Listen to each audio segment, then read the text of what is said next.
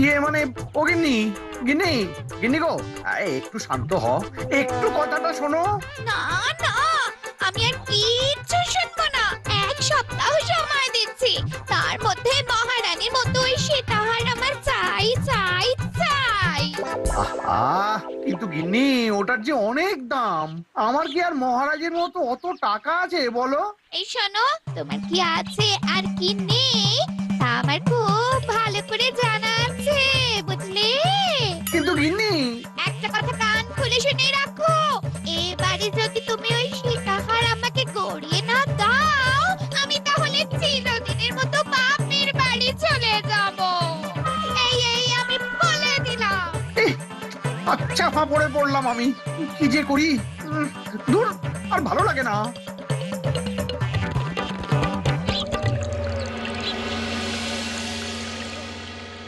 আজকে তোমাদের সকলের কাছে আমার একটা প্রশ্ন আছে। বলুন মহারাজ। আচ্ছা, ধরো তোমরা যদি এ রাজ্যের লোক না হতে, অন্য কোন রাজ্যের হতে, তাহলে তোমাদের কাছে কৃষ্ণনগর কেমন মনে হতো? মহারাজ, এক কথায় বলতে গেলে সমৃদ্ধ শক্তিশালী রাজ্য। বেশ, তা হঠাৎ এমন প্রশ্ন মহারাজ? আসলে বেশ কিছুদিন ধরেই আমি একটা কথা ভাবছিলাম।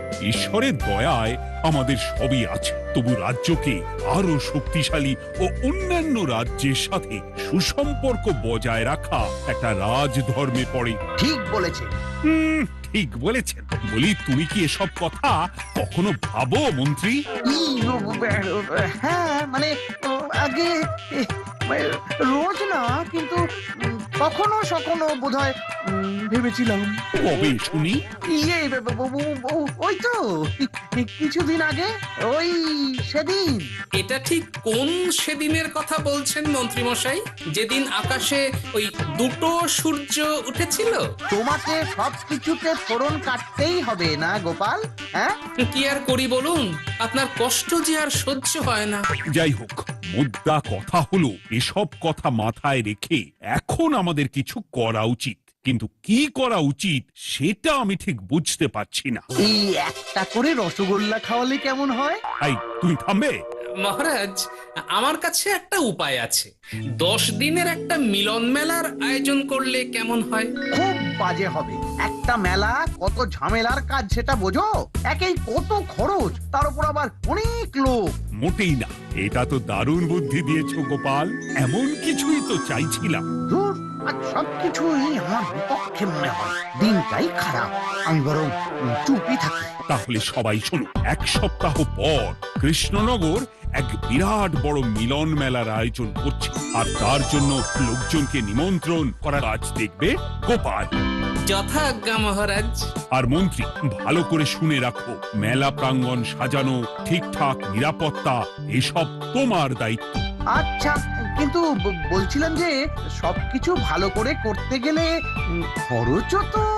ওসব নিয়ে তোমাকে চিন্তা করতে হবে না। যত খরচই হোক আমাকে বলো, আমি দেব। আরে বাস, তো দারুণ ব্যাপার। এই ফাঁকে যদি কিছু আমারও লাভ হয়ে যায়, তাহলে গিন্নির গলার হারটার কিছু একটা করতে পারবো। বেশ, তাহলে প্রত্যেকে নিজেদের কাজ শুরু করে দাও।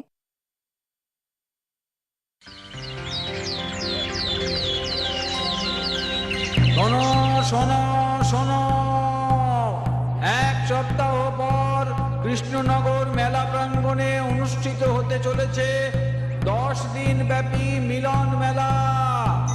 সকল গ্রামবাসীকে এই মেলায় আসার জন্য আমন্ত্রণ জানানো হচ্ছে। শোনো শোনো শোনো।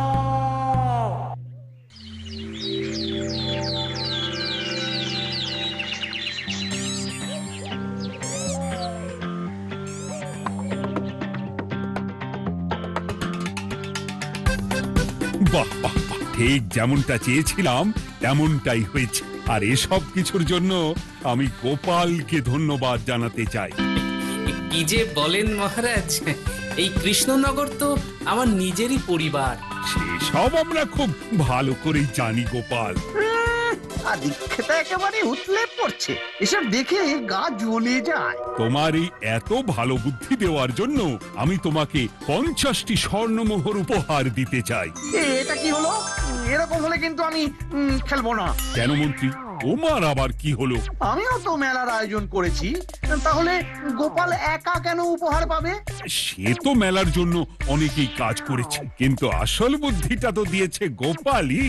মন্ত্রী মশাইয়ের বোধহয় খুব হিংসা হচ্ছে।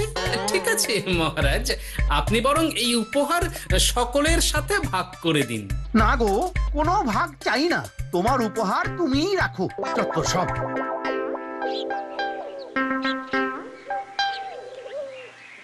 আমার কি এত খারাপ দিন এসেছে নাকি যে আমাকে গোপালের থেকে পুরস্কার নিতে হবে? অনেক হয়েছে। না না না, এবার আমাকেই কিছু ভাবতে হবে মনে হচ্ছে।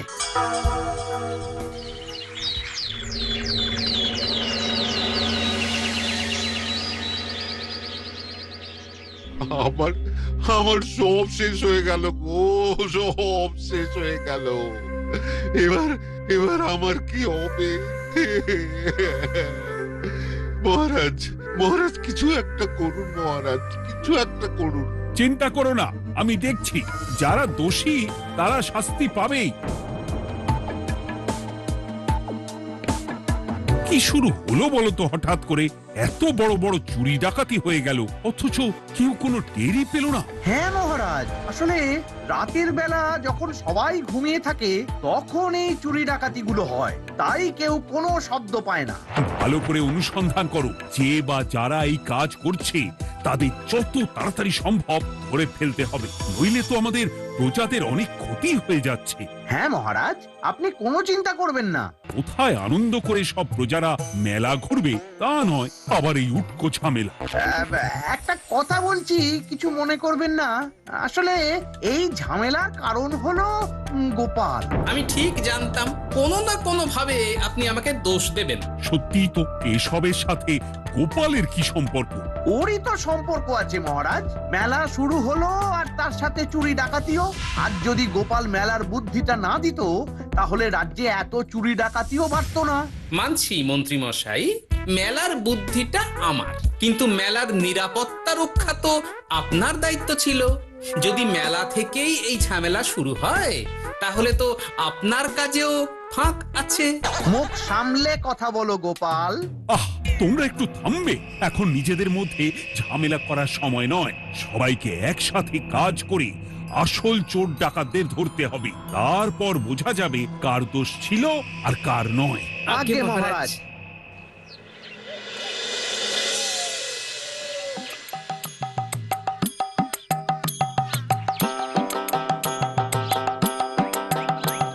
এই তো তুমি এসে গেছো। তাড়াতাড়ি মুখ হাত ধুয়ে বসো, তোমার জন্য একটা জিনিস এনেছি। বলো কি জিনিস? আরে আরে একটু অপেক্ষা করোই না, আমি আনছি। হ্যাঁ বেশ, আনো তাহলে। এই নাও, খাও। মিষ্টি দই। হ্যাঁ গো, খেয়ে দেখো তো কেমন। দারুণ সুন্দর স্বাদ তো গিন্নি। কোথা থেকে এনেছো? ভালো, মেলা থেকে এনেছি। ও জানো, বিনা পয়সায় গো। বিনা পয়সায়? তা কে দিল শুনি? আরে সুজন দইওয়ালা, বড় ভালো ছেলে। শুধু আজ নয়, ও রোজই মানুষকে ভালোবেসে না বিনা পয়সায় দই খাওয়ায়। হ্যাঁ বাবা, বেশ অবাক করা কাণ্ড। আসলে সুজনের দেশের বাড়িতে অনেক জমি জমা, গরু মোষ আছে। ও তাই বলে ওর টাকা পয়সার নাকি কোনো দরকার নেই, তাই ও বিনা পয়সায় খাওয়ায়। হ্যাঁ বুঝলাম। বাবা, খুব ঘুম পাচ্ছে এখন। ওগিন্নি শোনো না, আমি বরং একটা ঘুম দিই এখন, বুঝলে? তুমি বরং বিকেলে আমায় একটু ডেকে দিও, ওর কাজ আছে। আচ্ছা বেশ।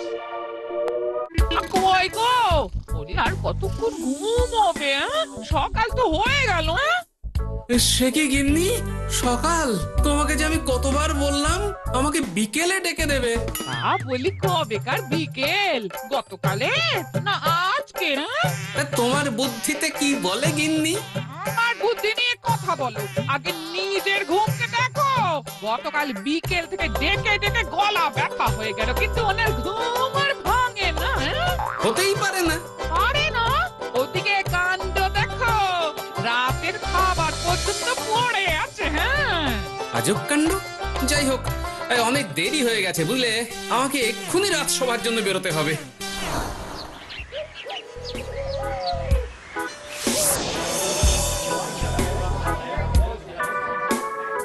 বাবা, এত ভিড় কি আছে এখানে? একটু কাছে গিয়ে দেখি তো। সত্যি সত্যি ভাই সুজন, তোমার হাতে জাদু আছে।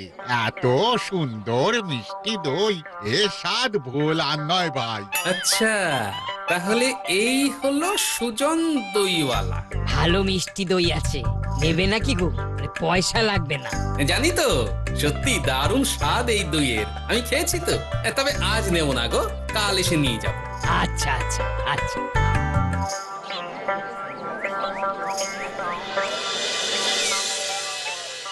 আর কোনো নতুন খবর পেলে ওই ডাকাতদের ব্যাপারে? না মহারাজ, এখনো ঠিক ধরতে পারিনি। ওরা বোধহয় বুঝতে পেরে গেছে যে আমরা খোঁজ করছি। মহারাজ, আমার মাথায় একটা নতুন বুদ্ধি এলো। রাতের বেলা করে সব বাড়িতে পাহারা দেওয়া শুরু করলে কেমন হয়? সব চুরি তো রাতেই হচ্ছে। আরে, এ তো দারুণ বুদ্ধি। কিন্তু মহারাজ, আমাদের রাজ্যের প্রহরীরা রাতের বেলা কি করে পাহারা দেবে? কেন কেন, কি সমস্যা? অনেক সমস্যা আছে। তাদের শরীর খারাপ হতে পারে, তার চেয়েও বড়, রাত জেগে থাকলে দিনে তারা সকলে ঘুমোবে, তখন পুরোটাই বেকার হবে। কিচ্ছু বেকার হবে না মন্ত্রী মশাই, আমাদের প্রচুর সেনা আছে, তাদের সকলকে দায়িত্ব ভাগ করে দিলেই হয়ে যাবে। তুমি বেশি বোঝো। গোপাল তো কিছু ভুল বলেনি মন্ত্রী, আমরা পাহারা বাড়াবো। আমি আজই সব সেনাদের সাথে কথা বলছি। সেনাপতি, তুমিও এই ব্যাপারটা একটু দেখো। যথাজ্ঞা মহারাজ।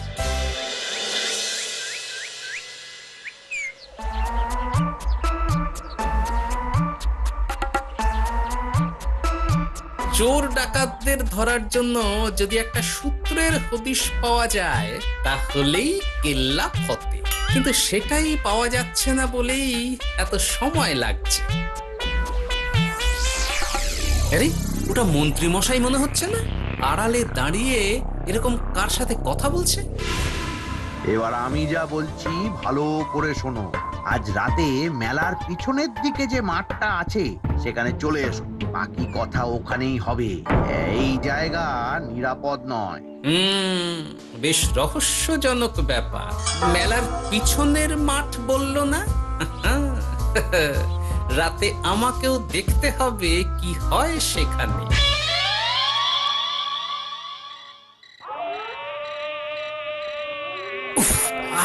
কি মশা রে বাবা, কখন থেকে দাঁড়িয়ে আছি, মন্ত্রী মশাইয়ের পাত্তা নেই কেন?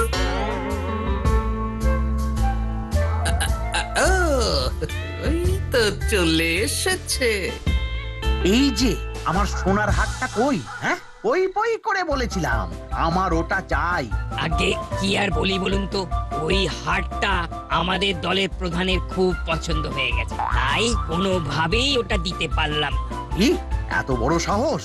আমার বলার পরেও তুমি এরকম করলে? বড় ভুল হয়ে গেছে মন্ত্রী মশাই, এইবারের মতন ক্ষমা করে দিন, আর হবে না, এই কথা দিচ্ছি। তোমাদের জন্য সেটাই ভালো, কারণ এমনিতেই মহারাজ চোর ডাকাত ধরার জন্য প্রহরীর ব্যবস্থা করছে পুরো রাজ্যে। না না না, সে নিয়ে আপনি চিন্তা করবেন না, আমাদের ধরা পড়ার কোনো সুযোগই নেই, কারণ যে পরিমাণ ওষুধ আমি আমার দইতে মিশিয়ে দিই সেটা একবার যে খাবে মরার মতন ঘুমোবে। বাহ বাহ বাহ, সে তো খুব ভালো। করো করো। তার কোনো নতুন খবর পেলে? মেলা তো শেষের দিকে। হ্যাঁ পেয়েছি, পাশের গ্রামে বলরাম নামে এক বড় মহাজন আছে। পরশু তার মেয়ের বিশাল ধুমধাম করে বিয়ে। শেষ একটা বড় দান মারতে পারলেই আপনার আমার দুজনেরই শান্তি। আচ্ছা, এই ব্যাপার তাহলে। এসব কিছুর পেছনে মন্ত্রী জড়িত। এইবার বুঝতে পারছি কেন রাতের পাহারাতে ওনার এত আপত্তি ছিল। কিন্তু ওই লোকটা কে? ঠিক আছে, এখন যাও, একটু সাবধানে কাজ করো আর আমার পাওনাটা ঠিকঠাক দিও, কেমন? সে কি সুজন দইওয়ালা? এবার আমার কাছে পুরো ব্যাপারটা পরিষ্কার হয়ে গেছে। না, কালই মহারাজকে সব জানাতে হবে, আর এদের হাতে নাতে ধরার জন্য একটা উপায় ভাবতে হবে।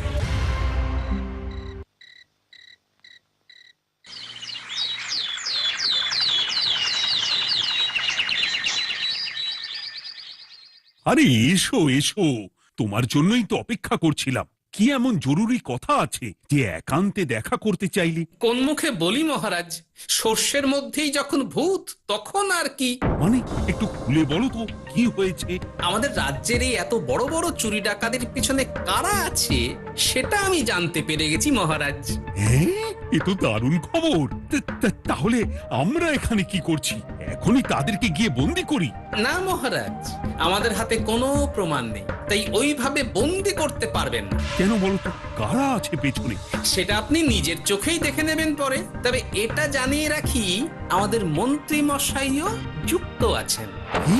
আমাদের মন্ত্রী? এত বড় বিশ্বাসঘাতকতা! আমি এখনই নিজের হাতে ওকে বন্দি করতে চাই। না না না না মহারাজ, সেটা করলে বাকি ডাকাতদের ধরতেই পারবেন না।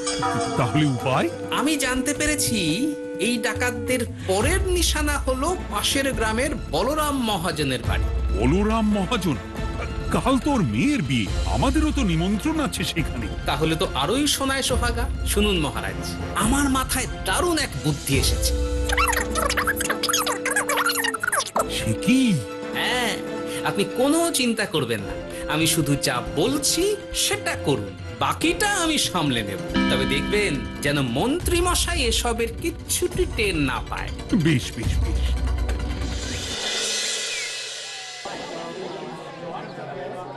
আর তো কিছুক্ষণ, এরপরেই তো সন্ধে নামবে। তো তোমার সবকিছু তৈরি তো? হ্যাঁ মহারাজ। আরে মহারাজ আর গোপাল কানে কানে এত কি কথা বলছে, আমাকেও জানতে হবে সেটা। ওই যে আসছে মরকটটা, আমার আর ওকে এক মুহূর্ত সহ্য হচ্ছে না। মনে হচ্ছে গুদুম গুদুম করে ওর মাথায় গাঁটটা মারি। শান্ত হন মহারাজ, দয়া করে শান্ত হন আর একটুখানি, তারপর আপনি মন্ত্রী মশাইয়ের সাথে যা ইচ্ছে করবেন। আমি বরং অন্যদিকে যাই, মুখ দেখলেই আমার মাথাটা গরম হয়ে যাচ্ছে। সেই ভালো। কি হলো ব্যাপারটা? যাই হোক, আর তো কিছুক্ষণ, তারপর আমার বিশাল লাভ হবে। বরং ততক্ষণ আমি পেট পুজো করি।